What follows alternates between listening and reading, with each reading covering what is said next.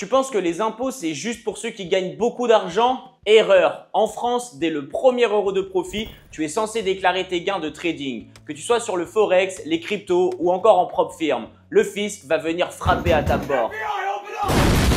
Et spoiler, dire je ne savais pas, ça ne fonctionne pas. Mais t'inquiète, aujourd'hui, on voit ensemble tout ce que tu dois savoir pour trader légalement en France, sans mauvaise surprise avec les impôts. Pourquoi c'est crucial de déclarer?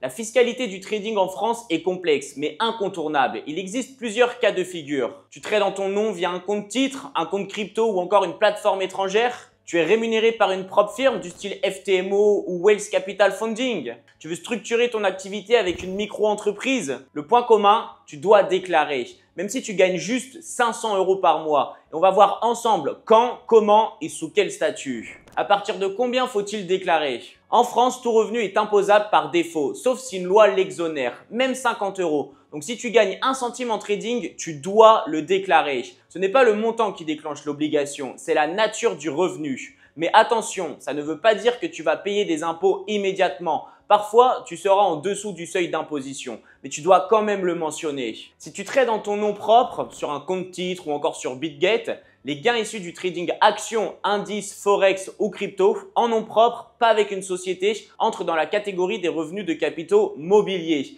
Et en France, ils sont soumis par défaut au PFU, prélèvement forfaitaire unique, aussi appelé flat tax. Il y a 12,8% d'impôt sur le revenu et 10,2% de prélèvements sociaux, soit 30% au total. Tu peux aussi choisir l'imposition au barème progressif, mais ça dépend de ton profil. Si tu gagnes peu, ça peut être intéressant.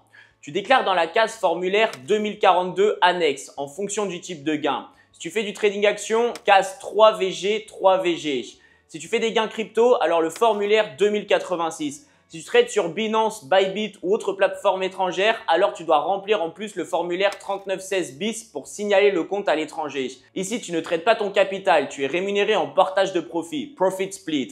Donc les impôts considèrent ça comme une activité indépendante rémunérée par une société étrangère. Donc tu ne peux pas déclarer ça comme des revenus mobiliers. Tu as donc deux possibilités. La première, tu le déclares comme BNC, bénéfices non commerciaux. Si tu n'as pas de société, mais tu es payé par virement, souvent en USD.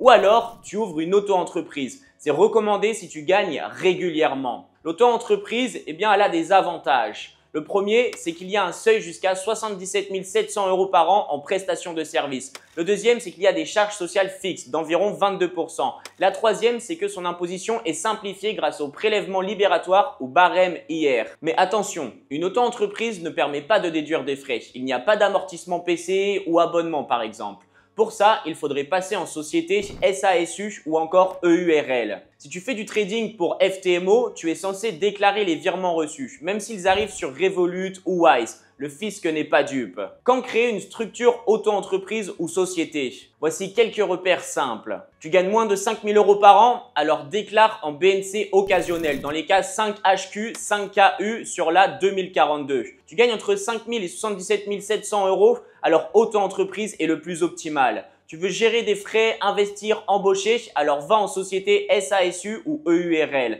Pense à ton activité réelle. Tu fais du contenu en ligne, tu vends des signaux, tu es affilié à des plateformes. Alors tout cela peut être déclaré dans ta micro-entreprise en prestations intellectuelles.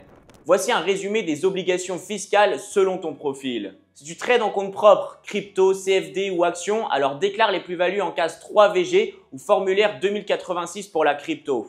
Flat tax à 30%, sauf option barème. Et si la plateforme est étrangère, alors complète le formulaire 3916 bis.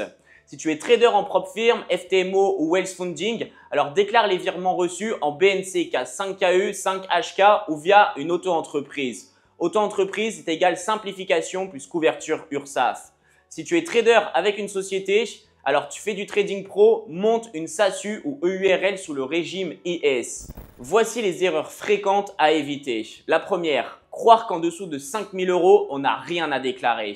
La deuxième, utiliser un compte PayPal Wise sans trace. La troisième, confondre gain crypto et trading propre firme. La quatrième, oublier de signaler les comptes étrangers peut engendrer une amende allant jusqu'à 1 500 € par compte non déclaré. Donc voici mon conseil. Garde un Excel ou Notion avec chaque versement, plateforme, pays d'origine plus virement bancaire reçu. Comme ça, tu seras prêt au moment de déclarer. Tu veux être tranquille avec le fisc? Alors fais les choses proprement dès le départ. Le trading n'est pas illégal, mais le non-respect fiscal, lui, l'est. Et si cette vidéo t'a aidé, alors pense à t'abonner pour plus de contenu sur le trading, la fiscalité et les outils pro à utiliser. Et n'oublie pas de rejoindre mon canal Telegram, le lien est dans la description. Merci d'avoir suivi jusqu'au bout et surtout, tradez bien, déclarez mieux.